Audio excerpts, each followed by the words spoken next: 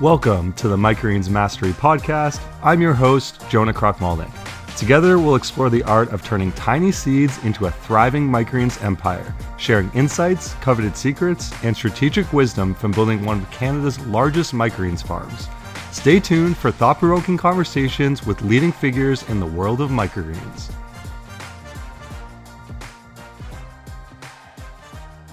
Podcast, everyone. On today's episode, we have Jacob Goldfarb from Goldfarm Canada in Guelph, Ontario. On this episode, we're going to talk about the importance of relationship building for restaurant customers, hydroponic versus soil-based systems for microgreens, expanding into the edible flowers market for restaurants, and so much more. Let's get right into it.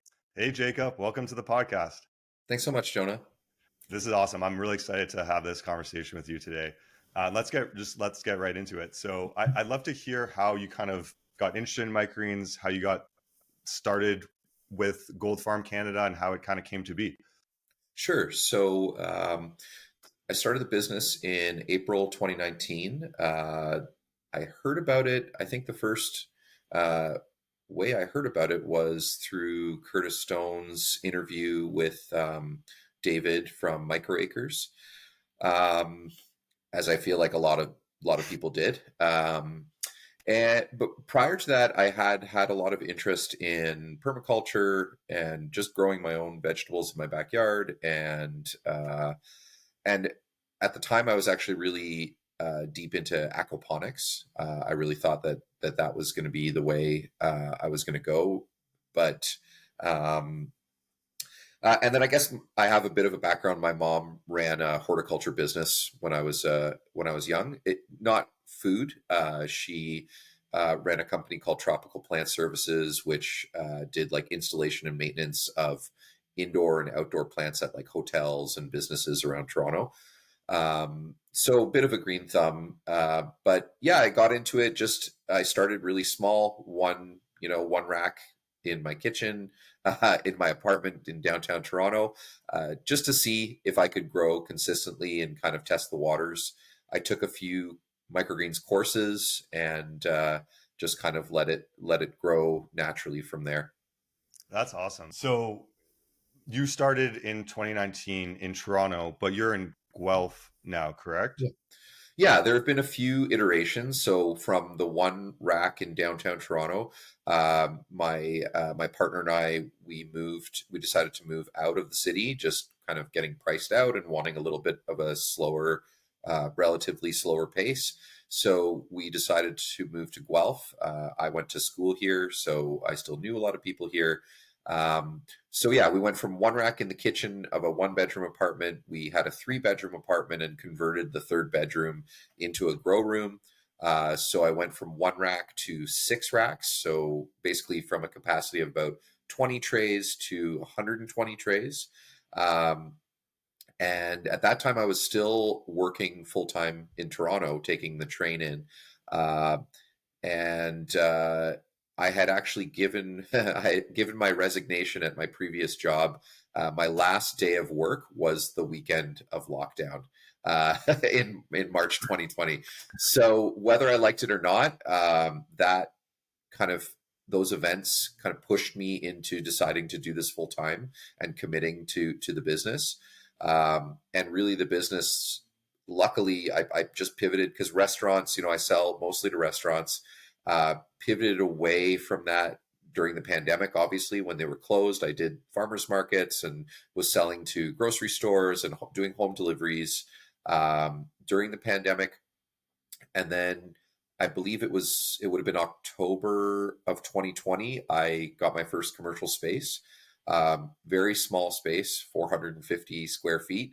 But we managed to increase our capacity to just over 300 trays in that space, and it was all very DIY. And just recently we've moved into a much larger space, and we just kind of are starting up production in there now.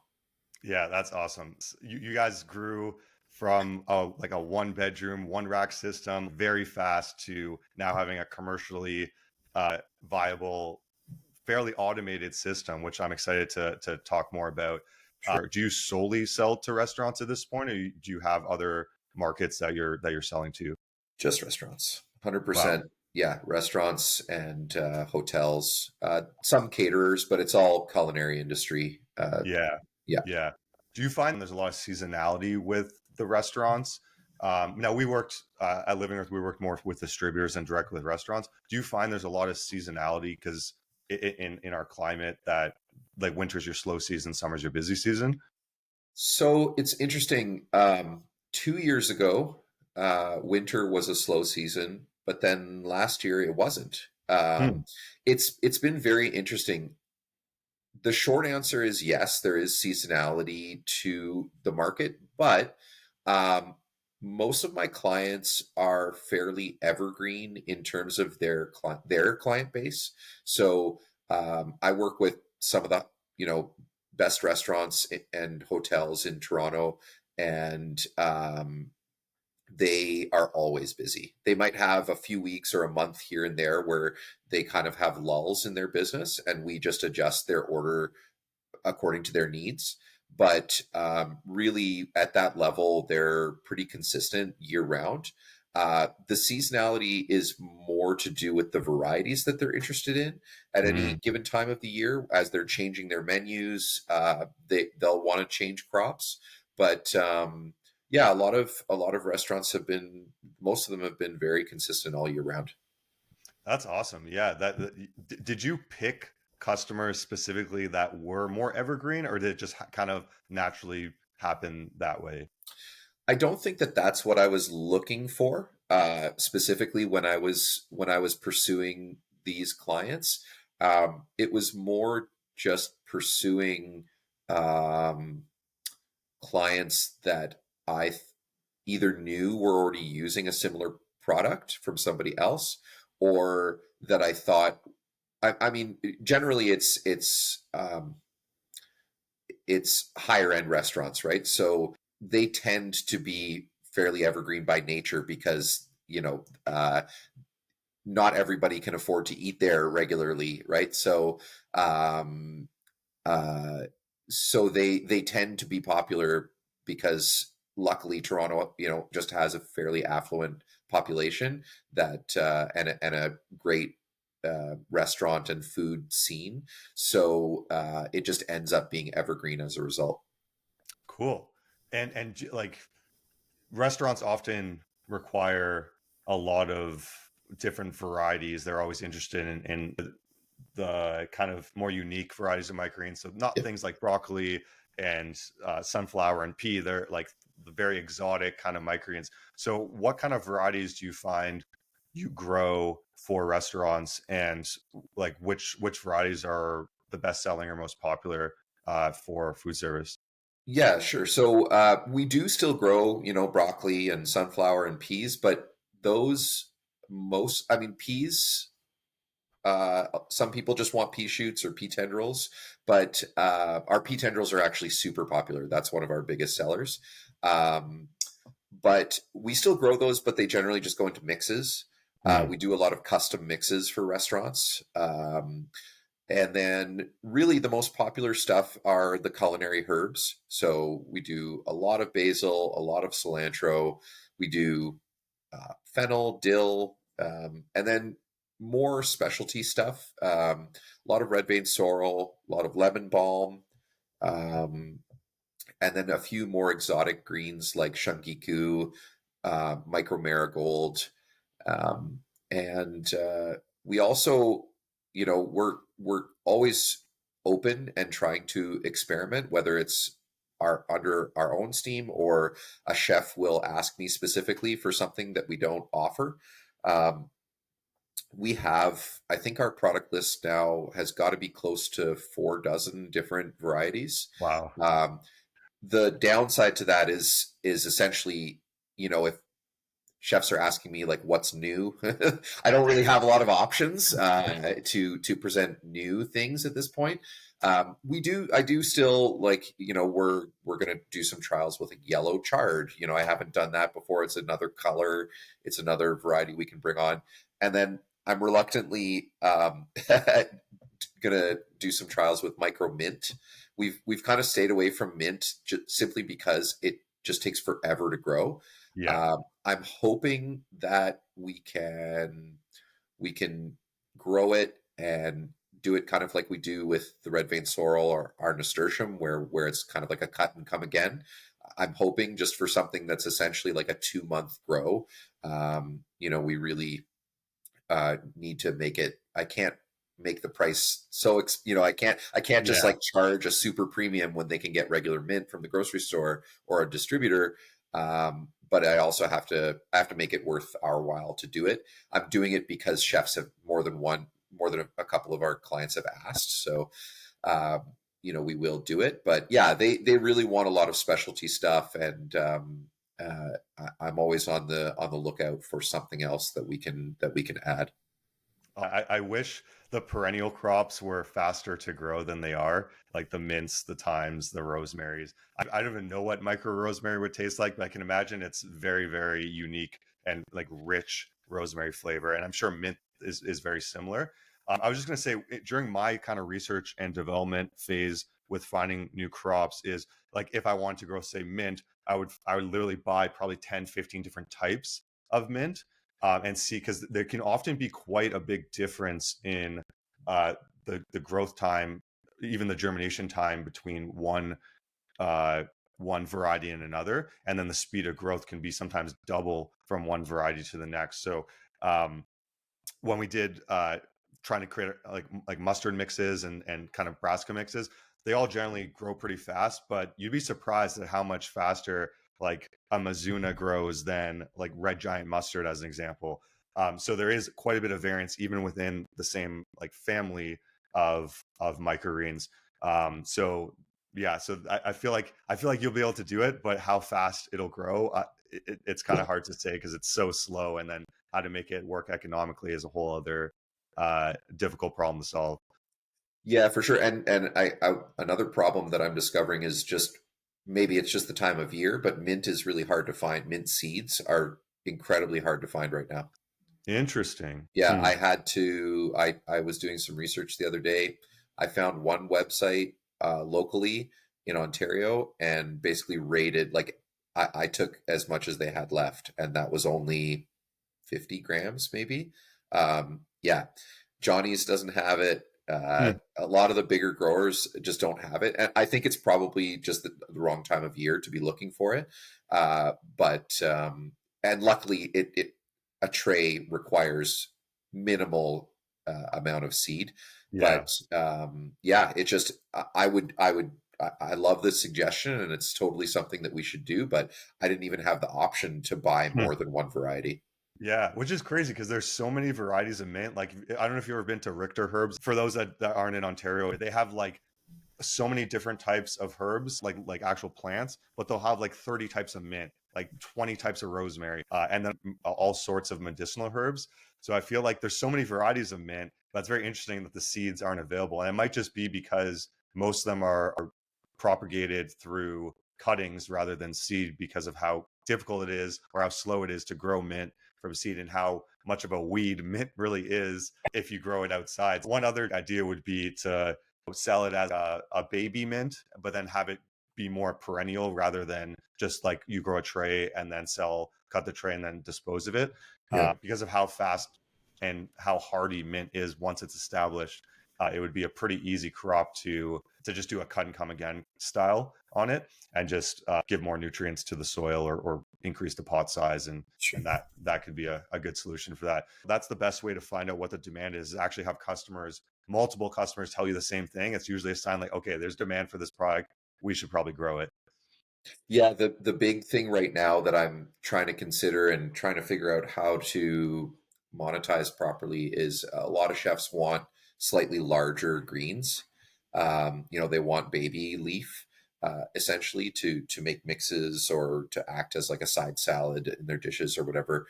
And it's really hard to figure out how to do that.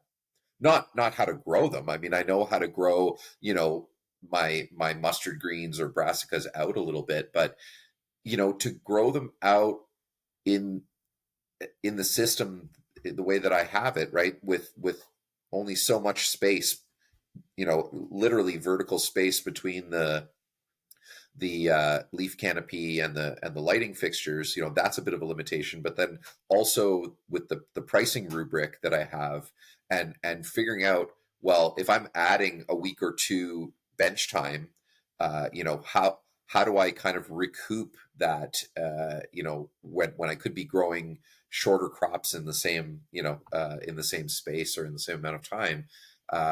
Just figuring out how to do that and still be competitive against just bags of mescaline from a distributor, right? Yeah, So for that sure. it's kind of tricky. That's a big upcoming project for me, is kind of trying to figure out how to make that work in our system. So yeah. Yeah, I kind of went down the same path where I was like the salad greens market is it's massive. It's insane how like if you can produce salad greens at the right price, the market's almost unlimited because of how many people buy these clamshell 5 ounce clamshells at grocery stores. The kind of solution to it is really scale. But the problem is like microgreens are something that you don't need to necessarily scale to be profitable, but salad greens are, which is kind of where the challenge comes in, where you're also competing against these really large vertical farms like Arrow Farms and a lot of these big guys that are growing salad greens. Well, I guess Arrow Farms now has realized that salad greens are very hard to do, so they're only growing microgreens, which is it's kind of a realization I had many years ago.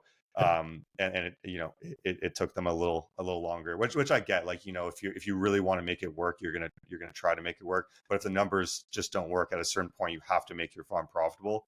And with salad greens, it's much harder of a problem to solve than for microgreens because of the price point and the time to maturity. Yeah, I mean, I have, even just in Guelph here, we have Good Leaf, and Yeah. they actually ended up pushing us out of the last grocery store that we were in, the independent here in town. We had a great relationship with them for several years, but Good Leaf came in and was essentially, able to offer them uh, a better price, and I don't blame them. That's their model, right? Like Yeah. they're mass, and we're more class. It's like Yeah. it's just a different business model, and that's Yeah. fine. I don't see Good Leaf, penetrating the restaurant market really, and so that's fine. We have our lanes, and it's okay. I I can't compete against them on reducing price, but so it's not that I want to grow salad greens to compete against them in the retail space. I just want to serve my clients that are Yeah, asking for it, right? So for it's sure. it's not, creating a whole product line essentially. It's just, can I divert some of my current space to, I don't want to say a different growing method, but a different product, and a different end product that's going to require slightly different, slightly longer times, right? And as you know, and kind of mentioned, days to maturity is the game that we're playing, right? Like we want to make that as efficient and short as possible in order to maintain profitability of crops. So how do you do that and respond to client requests or demands? Um, I mean, I can keep letting them go and get their salad greens elsewhere, but I'm already selling to them, so why not take, Yeah, why not take that on as well? So it's just finding the balance, I guess, finding the for balance in, sure. in making that work. 100%. And then the Good Leaf is kind of the Arrow Farms equivalent in Canada, for those Yep. that don't know. So a lot of people worry about Arrow Farms. They have this low cost product, same thing with Good Leaf in Canada, selling to these large chain grocery stores. But people don't realize that they're so big that they don't really want to go after the smaller health food stores or independent grocery stores. Now, you mentioned independent. That's just the chain owned by Loblaws, which is a very big company. It just happens to be called independent. Oh, no, no, Um, no. oh, I truly mean an unindependent grocery store. That's not their name. interesting. It's just they're like the upscale grocery store here in Guelph. And there's Interesting. just one location. It's just that, it's Huh. called Market Fresh. Yeah, Um, yeah. yeah, so yeah, not independent is a Loblaws, yeah. But I just meant a local grocer that Got it. I was Got it. selling to. Yeah. Okay, cool. But generally, what I've seen is the these big scale Arrow Farms, Goodleaf Farms, kind of operate on this level where Yeah. they're selling to Whole Foods, they're selling to Loblaws, to Publix in the States to Kroger's, those type of grocery stores. And then you have this other market of more independent grocery stores that these big companies aren't going after. So that's where there's a big market opportunity in retail for microgreen growers that are not selling to these big chains, but selling to these more independent stores. And they kind of, well, in your case, it seemed like there was a customer that interlapped. Generally speaking, what I've seen is they don't really cross paths too much. Yeah. So while it can, like in your situation, it obviously did cross paths, and they were able to take your customer in that sense. It's not super common that will happen with these big growers, because it's not worth it for them to sell to one store. Generally speaking, it might just be because they are in Guelph and the farms in Guelph, Yeah. that's happening. But generally speaking, they're not going to sell to like an independent store in like Vancouver or something, because it just doesn't make sense for them to go and try to get an independent sale in that way. They'll just sell to the Loblaws and the Sobeys and the, in the US, the Whole Foods and the Publix and those type of stores. So people often worry about that. And I kind of just want to change people's perspective that they generally don't have to worry about these big vertical farms as a small microgreen grower, because your market demographic is quite different. Yeah, I would agree. I think it obviously worked for several years. I would say that grocery store probably kept us afloat during the pandemic when they were like our biggest client.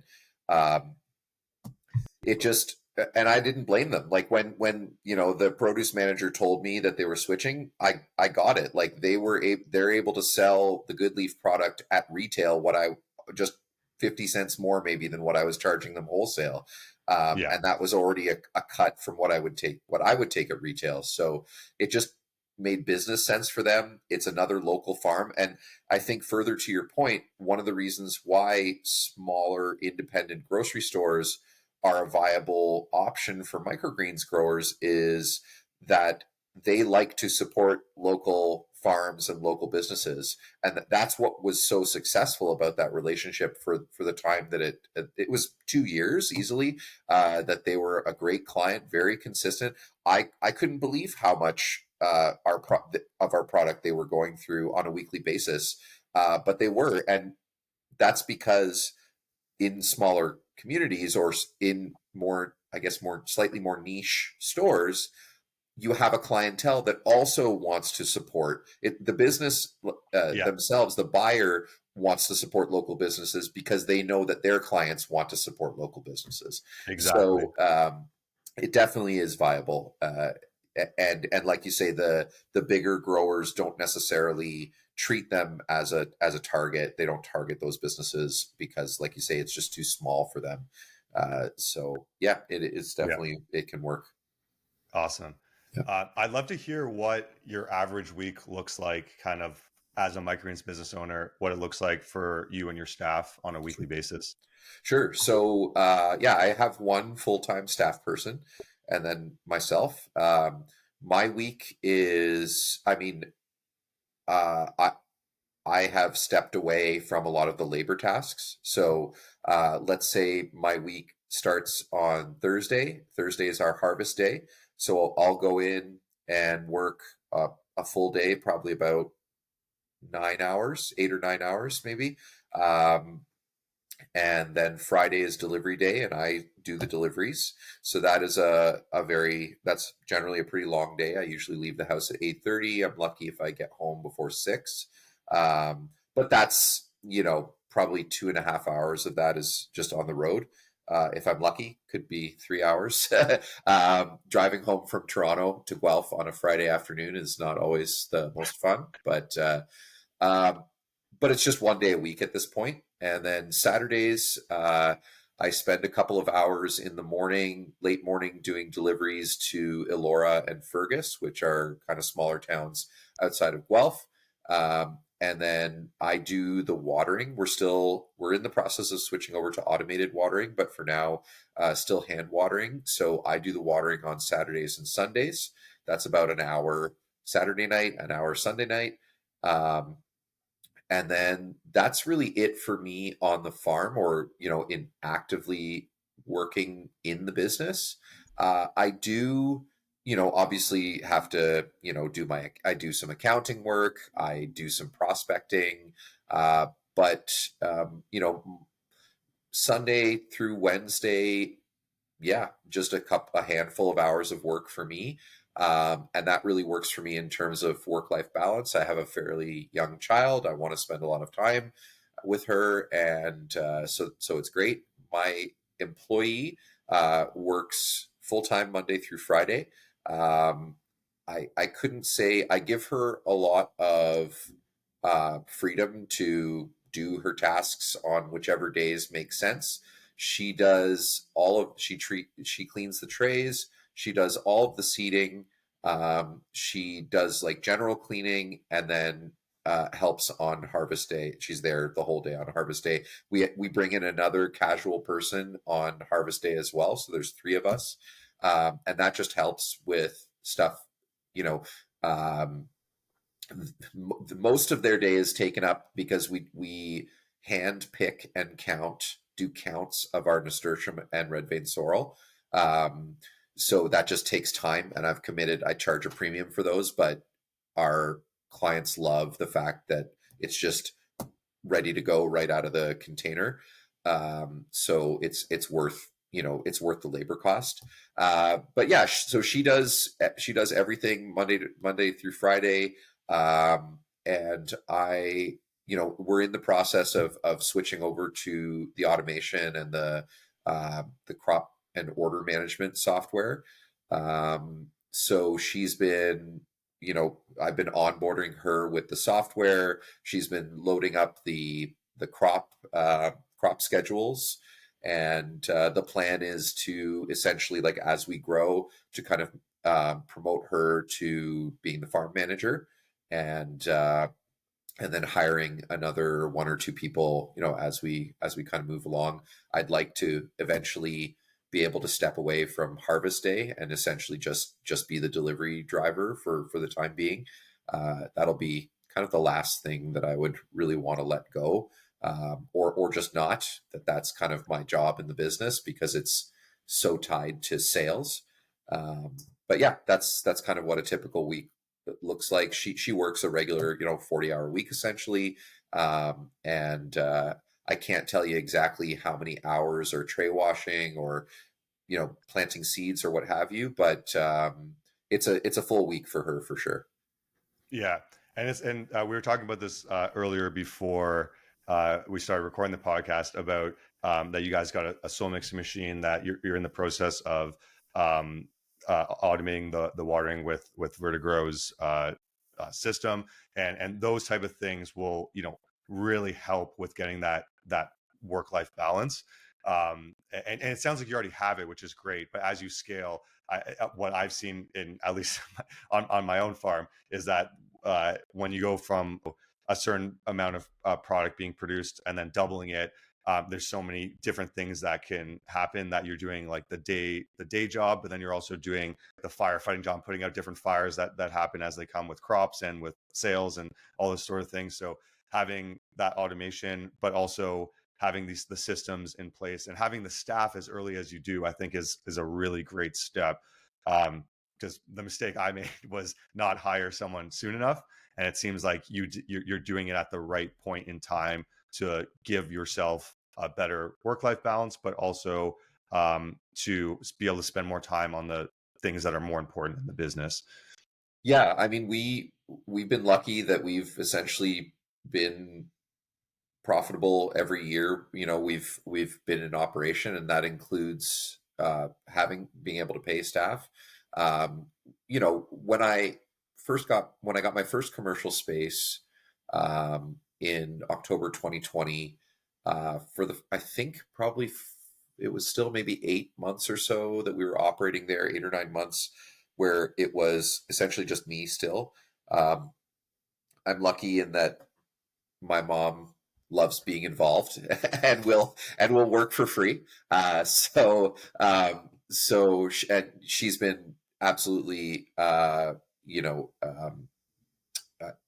couldn't have done a lot of this without her. She's been fantastic in all kinds of different ways, but she likes working on the farm with me. So that kind of kept me going for a while. And not a ton. She would just kind of again come in on harvest day and here and there, but once we hit a certain point, I would probably say it had to be somewhere in the neighborhood of 75 to 100 trays a week. Having a person just having a staff person just made so much sense. And it started, part time, and then slowly kind of working them. Actually, the first person I hired was only ever part time. I think they worked 3 or 4 days a week, about 20 to 25 hours. But over time, it just made more and more sense to have somebody full time, just because it also kind of makes them commit a little bit more to the job and to the business. I'm very careful when I hire, because I don't want to have to train new people, like to lose to spend, to invest the money. And I'm not talking about financially, but like to invest the time and effort to train somebody and build up their knowledge base, and then lose them and have to do it again. There's so much that's lost when somebody leaves. So I just, since this new person has come on, she has been so fantastic that top of mind for me is just do whatever you can to make this person happy and get them to stay, because they are such, I can't express enough like how valuable an asset she is to the business, because I can count on her. Like, I haven't planted a tray in a year or more. Like, I don't Wow, have to plant trays anymore. that's And amazing. not that I don't like it, but Yeah, she's just, she learns really quickly. She takes initiative. She's analytical. And that's why I want her to stay, because I already know that she would be a great farm manager. So now I'm starting to think about what else can I do besides just paying her well, to retain her. And I've made the commitment all along before I hired my first person that unless I can pay them a living wage, that you know I don't really agree with paying anybody less than a living wage, because I wouldn't really consider my business viable if my staff weren't also able to live, right, or yeah, to not have to get a second job or whatever. So I think you and I have discussed in the past, like, you know HR and just people management is a very difficult thing on a farm.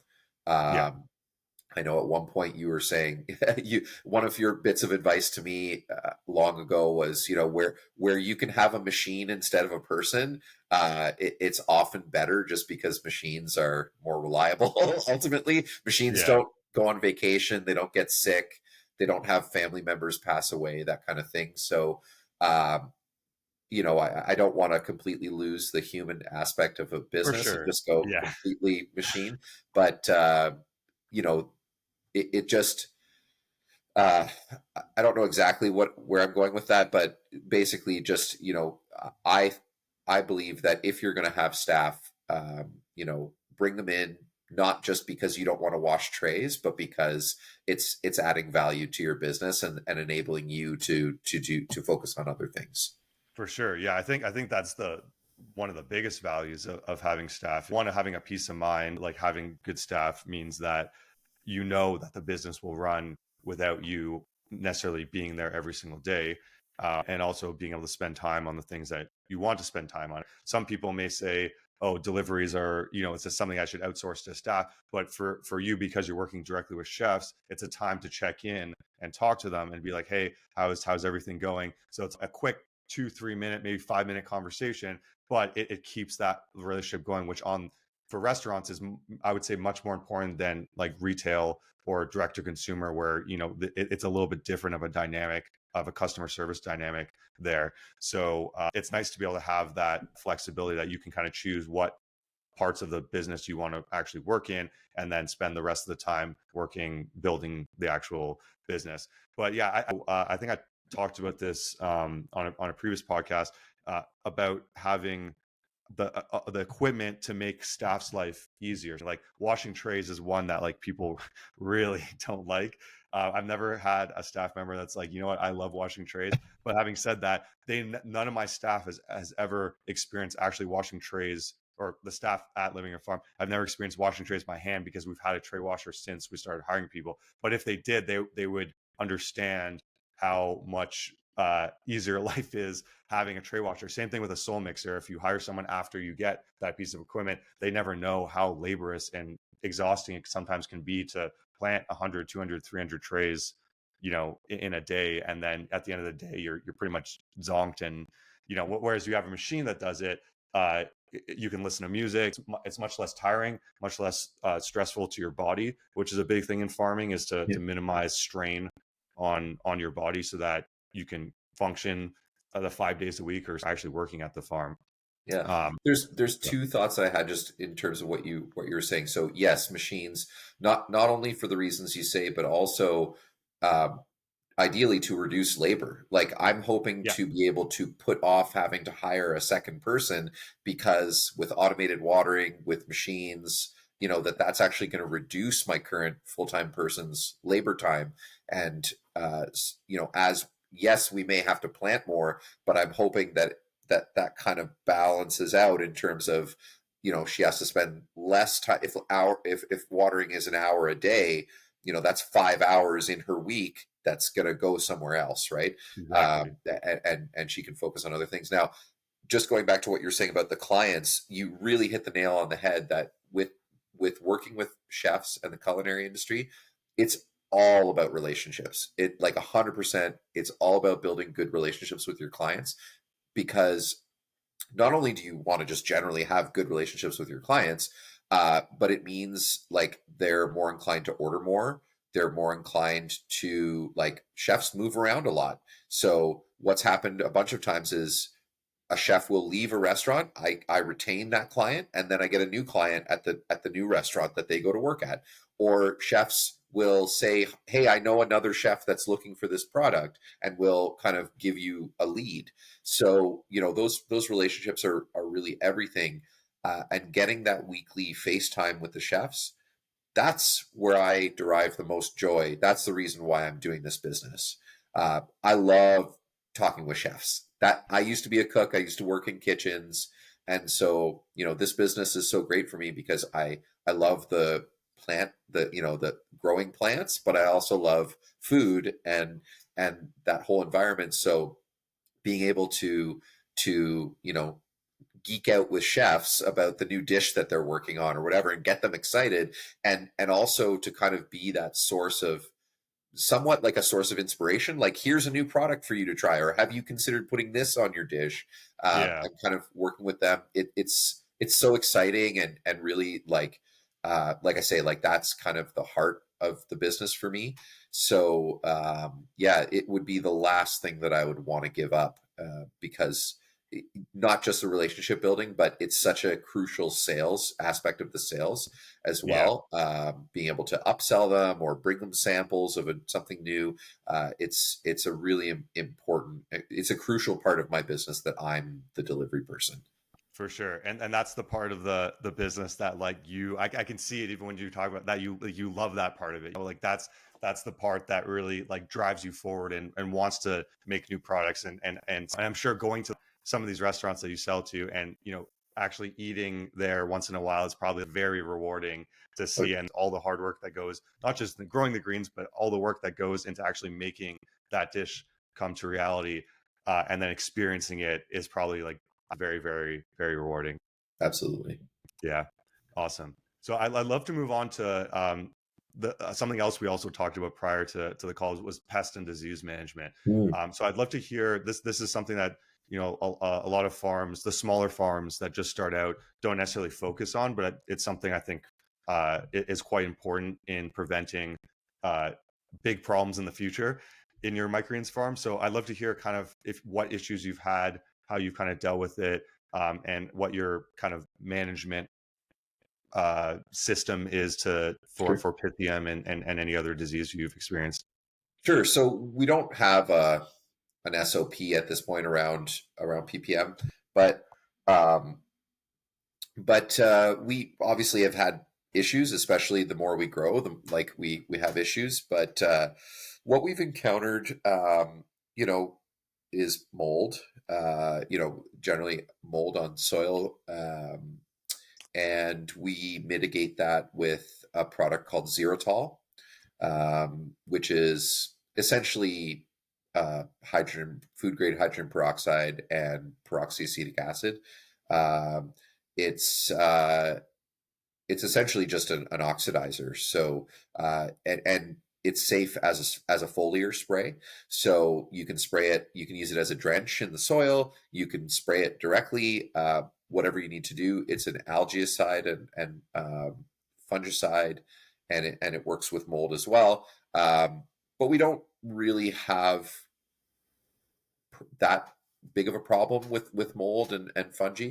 Um, what we do use it for is we use it in place of bleach in our sanitizing step, uh, for when we wash trays. So yeah, instead of using bleach, which can be really harsh, it's a slightly less toxic alternative that is very effective at sanitization. So we use it there, and then the other issues that we've come across when it comes to pests, there's really only one pests that we have had to deal with consistently, and that's fungus gnats. We have to deal with them because of some of the grow cycles for some of the longer growing varieties. Um, Anything longer than 2.5 weeks, I think, essentially is going to be potentially prone to fungus gnats. I guess they can also, as a vector, they can come in the soil, in your soil. So that's always something to be aware of. But what we have done up to now with fungus gnats, we use yellow sticky traps, although that isn't really effective at dealing with them. And then, I mean, it's somewhat of a mitigation, but it doesn't get to the source. And then what we've tried is a couple of different products like Vectobac, which is essentially a bacteria. It's also applied as a spray, and it's a bacteria that feeds on the fungus gnat larvae and eggs. Um, so yeah, it's been a pretty perennial issue for us for the last couple of years since we started growing a lot of longer, more specialty crops. And we're constantly trying to find new ways of dealing with it. So yeah, that's been my experience up to now. Yeah, for sure. Yeah. Luckily and unluckily, I had a very big fungus gnat outbreak early on in my farming career, and the source was actually the soil. It was, I think, in the first year and a half, I used just bag soil from Home Depot that, looking back, was terrible soil, but at the time I had no idea, what was good and bad soil. And that was what's bringing it in. So that's how it started. And then when I switched to it, I still had them, and I was able to completely wipe out uh, the fungus gnats with nematodes. It's pretty much a small, tiny worm that will eat the eggs and larvae in the soil, and you pretty much spray it on the soil once a week, and that will kill the cycle. But for most microgreens growers, you generally don't have an issue with fungus gnats if you're solely growing microgreens, because they reproduce every 18 or 19 days. So they'll lay an egg, and then if it's really warm, it'll be 18 or 19 days. It could be longer. And then, so most microgreens are grown less than that. So if you grow anything more than that, then, or you have house plants or something like that in the same environment, then there's a risk of that cycle keep repeating itself, and keep the fungus gnats keep breeding. But the nematodes are, in my opinion, the most effective way to eliminate the fungus gnats. And there's a company called Copert, which I believe ships Canada and US. They do only biologic control, so pretty much just insects they sell, and they ship you the insects, and they sell for pretty much any pest. But in my experience, the nematodes work really well for fungus gnats. So they as long as you apply it every week, they'll, within 5 to 6 weeks, shouldn't have any fungus gnats at all. So I hope to hear back from you, in because I'm actually planning to go to to Gold Farm and visit Jacob and do a video tour at some point in the next few months or so. So we'll get an update then and see how that works if you decide to implement that. But that seems to be the most effective way. The bacteria, I can't remember, it doesn't seem to be as effective as the nematodes. Yeah, I think, when we were talking about this before, I think the issue with the bacillus, I think it's Bacillus thuringiensis or something like that. I think the issue with it really is just that I found that it was affecting the growth of some of my crops. Yeah, So yeah, because I couldn't apply it across the board on some of the most prone crops, uh, you can't break the cycle. Like if you're only spraying 50% and you can't spray the ones that are the biggest offenders, then it's really not that effective. So I'm definitely going to try the nematodes and see how that goes. And yeah, would love to be able to give you a positive update on that in the next couple of awesome. months. Yeah, I'm excited to see that problem solved, because yeah, it's more of a nuisance kind of problem than like it's going to kill your plant sort of thing, and it's 100% fixable, and as long as you don't have a source that's like the soil or something that's bringing more in, then it'll completely wipe it out, which is great. Yeah, I've thought about, I haven't, I don't know how seriously I've considered it, but I have thought about switching, or at least partially switching to like a polypropylene or like reusable grow mesh instead of soil. My major concern is just that a lot of the varieties that it would probably be fine for the more typical microgreens, like the larger seed size and brassicas, peas, sunflower, radishes, that kind of thing. But I'd be concerned that it just wouldn't, that certain seed types, especially very, very small seeds, just wouldn't thrive in that type of with that type of substrate. So I've thought about it, and then the thought of kind of having a hybrid system where like we're having to clean reusable grow mesh and wash trays, and just not, because everything grows in soil. So I've kind of just stuck with that. But there is part of me that sees that as a really interesting alternative. And obviously it works for some people. I don't know how many people are doing it at a larger commercial scale, but it's been something I've been considering. What I've seen with other farms and with my testing I did in the early years is when you grow in a hydroponic medium, there's certain crops that just don't do well. So like beets, sunflower, cilantro, they just don't do well because there's a much stronger symbiosis with the soil and the bacteria that allows them to thrive. And I think that exists with all the plants, but there's some you can get away with, like the brassicas as an example, that you can grow them hydroponically on a hemp mat or one of these kind of rock wool or plastic materials. But there's a few things that I've noticed in the products that are grown that way. The first one is the shelf life is often a lot worse. So the plants don't have the same immune system or strength being developed that with that symbiosis in the soil. So that's the first one. That's a big one. The nutrition is often lower because there's a lot of nutrients that like they're not required. A plant can survive without them. So there's often lower nutrition because you're not supplementing with all those things that would be found in soil. So the nutrition would be lower.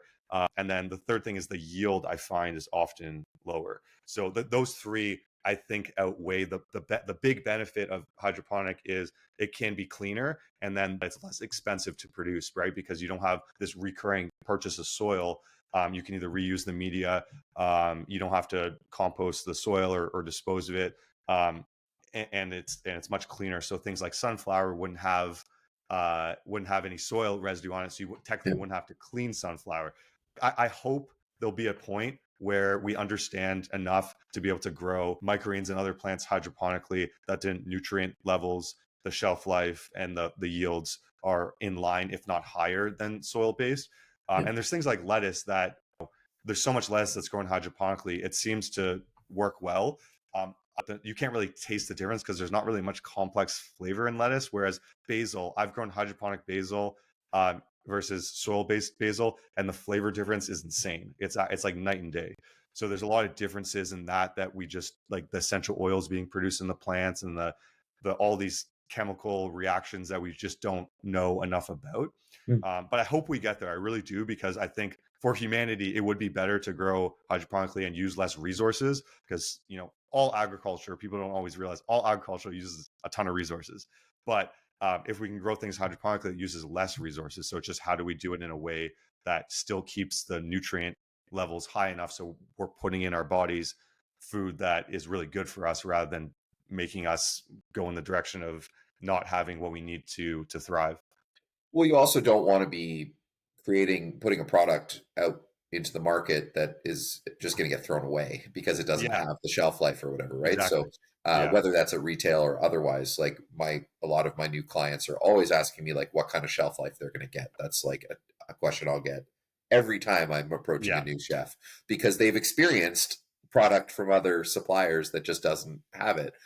So yeah, I totally get that. I think, I did very limited trials with not grow mesh, but like hemp mats or something like that very early on. And I did side by side trials, and it was so clear that Yeah. that growing in soil, the seedlings were so much more robust.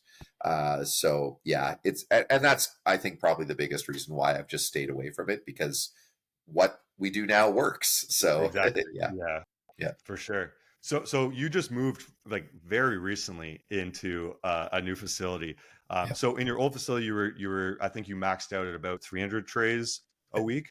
What is the maximum capacity you can operate in your current space, and what is your plan to get that space to get close to that capacity?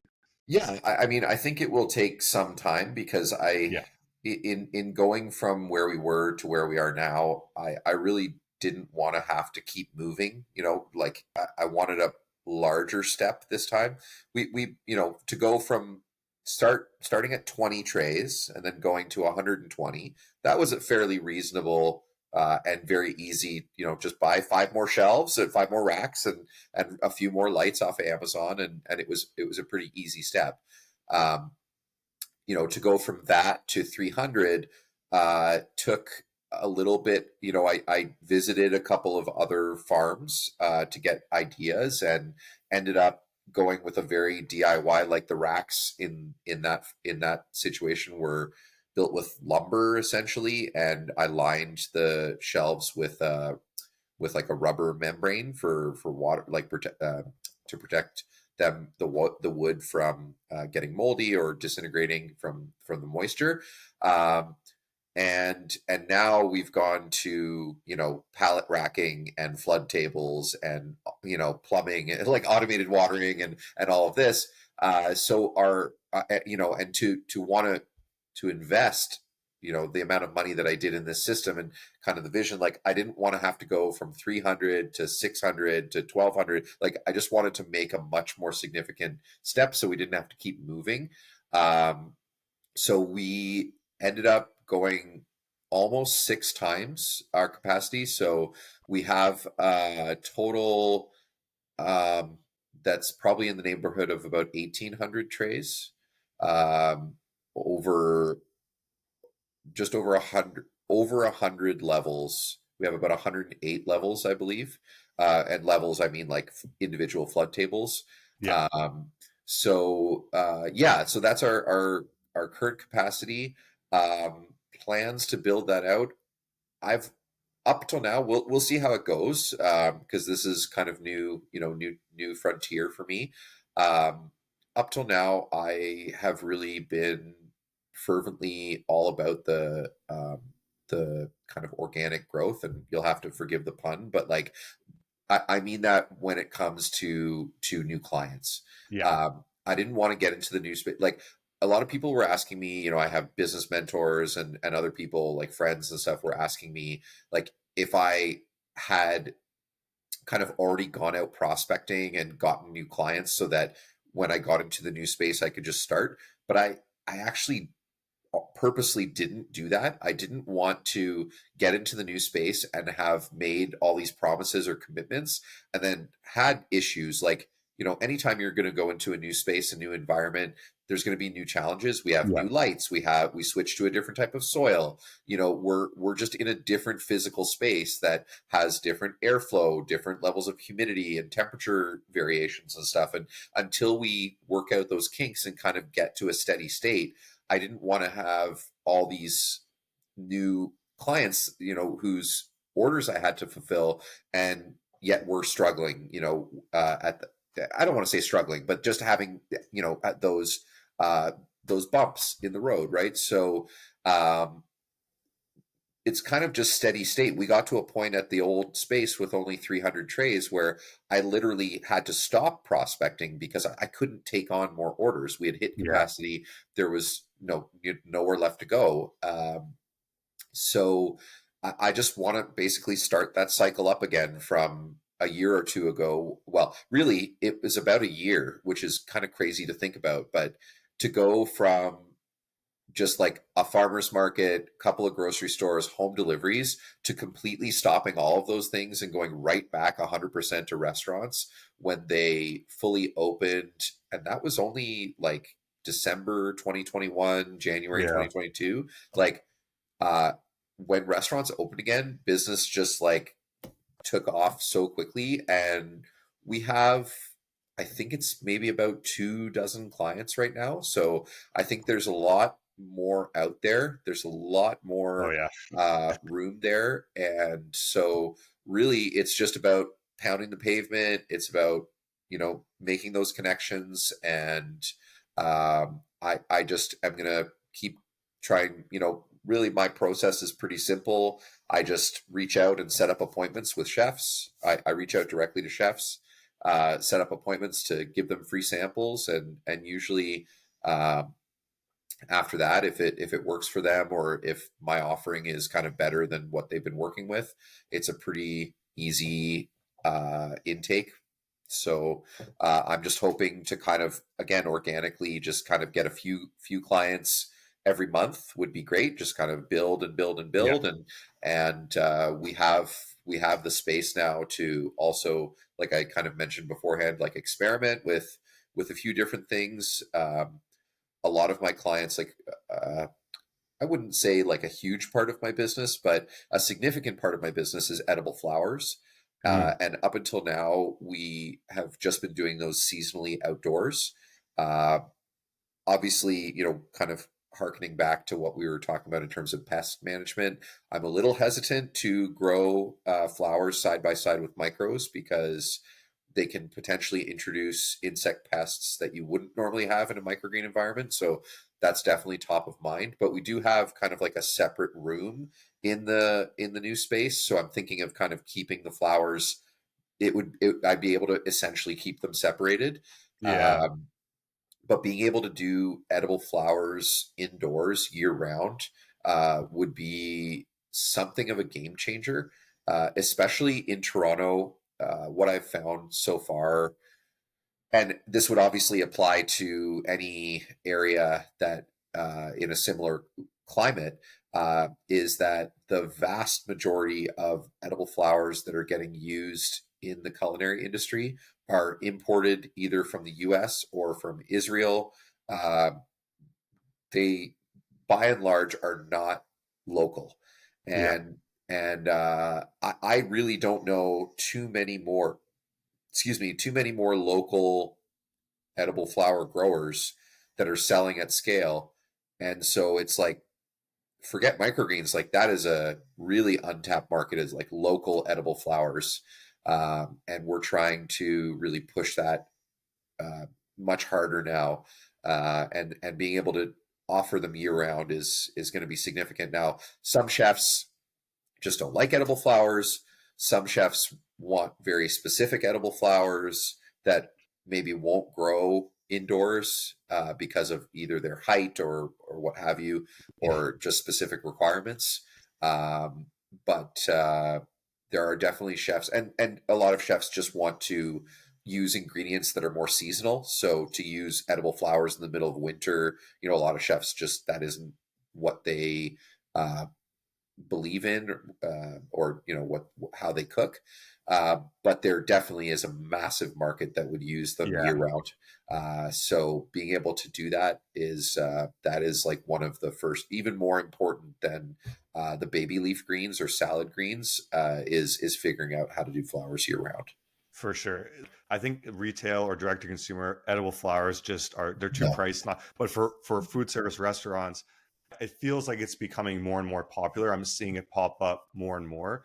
I was in Peru in April at these like higher end restaurants for tourists that every dish had edible flowers. So it seems to be becoming more and more popular as time goes on. Just like microgreens, microgreens have become more and more popular. They started in the early 2000s as like a niche thing in California restaurants, and now most mid to high tier restaurants will use microgreens, and the market is growing. And you're right, I don't know any local grower that's doing them year round, um, that has any sort of scale. So there's a lot of distributors, a lot of restaurants that want this product. It's such a delicate product to ship, so it has to be air shipped, like, and then get it next day. So it just makes sense to do it locally. And I'm really glad that you're going down that path, because I think it's a great additive. It's a great addition to microgreens, because they are there is a lot of edible flowers that you can grow indoors, um, and I think it's a good market to get into Yeah. moving forward. So that's really cool that you're going down that path. Flowers are so beautiful, so it's also like nice to have that just in your farm. It's almost like having you have a microgreens farm and you have like a mini flower farm within your farm, which is pretty cool. Yeah. Yeah, Yeah. absolutely. Awesome. So we're getting near the end here. So one of my favorite questions to ask farmers is, if you were to go back in time and meet your younger version of yourself when you started your farm, what advice would you give that 2019 version of yourself to set him up for success? It's a really good question. As you well know, when you're running your own business, there's just so many unknowns. I think the two bits of advice that I would give myself would be prepared to wear lots of different hats, all the hats, really, especially as you're growing. You may end up having to learn things that you didn't think you were going to have to learn, and or areas that you didn't really think or want to have to focus on. I never thought I was going to have to be a social media manager, but at a certain point, I just kind of had to do that. Um, Luckily, social media isn't a huge part of my business model, um, but it's there. And the other probably say to that person would um, be prepared for the stress of growing pains. And what I mean by that is like their entrepreneurship generally comes with a lot of risk, or some amount of risk. And the larger you get, the more risk you have to assume in order to continue to grow. And I mean that both literally and figuratively. So, you know, this last build out that has taken about 4 or 5 months to get this new space up and running has been probably the most stressful time of my entire life. Like I managing contractors, having to take a big loan from the bank, all the things that come with, making a big step. Just be prepared for a certain amount of risk, be prepared for uncertainty, be prepared for there to be stressful times, but also know that pushing through that, managing it, and coming out the other side is so rewarding. And um, it's hard to find the level of pride in yourself in almost any other aspect of life than being willing to take a risk, pushing through the stress, coming out the other side, finding success, and feeling good about that. So that's kind of what I would say to that person, is just like, be prepared to move through that, but know that, it's worth it in the end. That's very good advice. Yeah. As you were saying that, like I felt what the stress was like going through what you're going through now. Cause obviously I went through that twice with two major expansions, and it's scary. Like there's no way around it, but you're also 100% right that it's moving through that. This it's such a good feeling to be on the other side of that and know you conquered something that is so difficult to get through, and now you're on the other side of it and you can move forward with your business, and you can kind of enjoy all the hard work you've done, and know that you can get through that again if you need to, because you've just done it. And I Yeah. think that's very powerful, and builds a lot of confidence in being able to run a business, is to kind of go through those stressful times and get out the other side. And think about how many times I've cried at the farm about the amount of stress I've been going through at different stages of growth and difficult things dealing with. It's hard, but it's so rewarding to run a farm and to be able to feed people and build relationships with chefs or customers or stores, and see the product being consumed, and knowing all that hard work is going into something that is truly making people healthier and hopefully happier as well, which is Yeah. And just ultimately doing something for yourself as well. Like, I love all the altruism, but ultimately, like, I would have a very hard time going back to working for somebody else at this point. yeah. So just the self-satisfaction of working hard at something that's for you and your family. It's so incredible and rewarding to have that. For sure. Well, I think, once you eat microgreens, it's hard to go back to eating regular greens. Once you become an entrepreneur, it's hard to go back to working at a typical kind of career has more structure and limited upside and all the kind of things that you don't get with entrepreneurship. It's kind of funny how they kind of go both together. You can't live without microgreens. You can't live without being an entrepreneur once you start it. Yeah. This has been a really great conversation. I think there's tons of wisdom and tons of knowledge to pass on to new microgreen businesses and those that have been running microgreens businesses like myself. I learned a lot from this conversation. I'm sure lots of other farms have as well. So it's been really great to have you on. If anyone wants to check out your farm or check out your social media, where can they find you on those platforms? Yeah, so we do have a website. It probably could use an update, but it's www.goldfarm.ca. And our Instagram is the other major place, which is just Goldfarm Canada. Might be Goldfarm_Canada, but yeah, it should be easy enough to find. Big, bright green, yellow and green logo. And yeah, feel free to reach out. You can also email info@goldfarm.ca. Awesome. Well, I'll leave all that in the show notes for anyone to reach out to Jacob or to check out Goldfarm and get a sense of what the new farm is starting to look like. That's being built out now. Yeah. Too much. Awesome. Awesome. Well, thanks so much for coming on. This was a very great conversation. I'm very excited to share this with other growers, and and thank you for coming on. My pleasure. Thanks so much for having me here. Thanks for tuning in to the Microgreens Mastery Podcast. To access a wealth of insights, just click the subscribe button, stay notified about each new episode, and enjoy all of this wisdom for free. If you're ready to supercharge your microgreens business, visit microgreensconsulting.com for a gold mine of guides and resources. We've transformed thousands of microgreens businesses, and you're invited to join the success story. Let's stay connected. Follow us on YouTube, Instagram, and TikTok at Microgreens Consulting for exclusive content and expert tips and wisdom. If you found this episode insightful, please leave us a review, spread the word, and let's share microgreens magic with the world. Until next time, let curiosity fuel your growth, and may happiness be your harvest. Happy growing, everyone.